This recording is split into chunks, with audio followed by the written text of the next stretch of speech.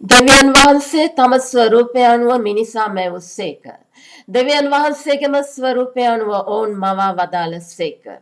පුරුෂයාද ස්ත්‍රියද වශයෙන් ඔවුන් මැවුස්සේක. මිනිසකු තම පියාද මවද අතහැරසේ භාර්යාවට බැඳෙන්නේ බැවින්ය. මෙලෙස ඔහු එක් මාංශයක් වන්නෝය. උත්පත්ති පළවන පරිච්ඡේදය 27 දෙවන පරිච්ඡේදය 24 ශුද්ධ වූ බයිබලය.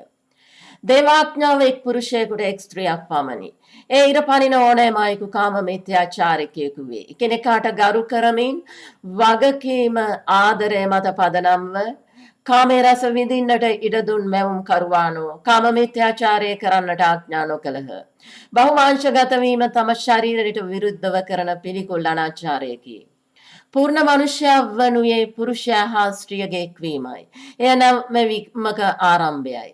මේ මනුෂ්‍යයා තුළ පුරුෂයාගේ කොටස වූ අධිකාරීත්වය ශක්තිය වගකීම ආරක්ෂණය සේම ස්ත්‍රියකගේ කොටස වූ සුන්දරත්වය මෘදු බව හා රැවටෙන ස්වභාවයද දරා ගැනීමද අන්තර්ගතය.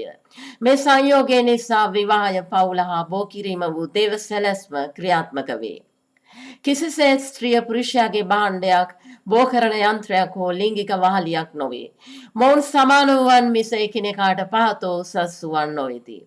දෙමව්පියන් එක් මාංශයක් වීම තුල පමණක් දරුවෝ ආරක්ෂිත වන්නෝය. එවන් දෙමව්පියන්ගෙන් විනාශකයෝ මිනිමරුවෝ ස්ත්‍රී දූෂකයෝ හා ත්‍රස්තවාදියෝ බිහි වෙන්නට ඇති අවස්ථා විරලය. තම පවුල තුල සාමය ප්‍රීතිය සමානාත්මතාවය ඇති බව දරුවෝ දනිති.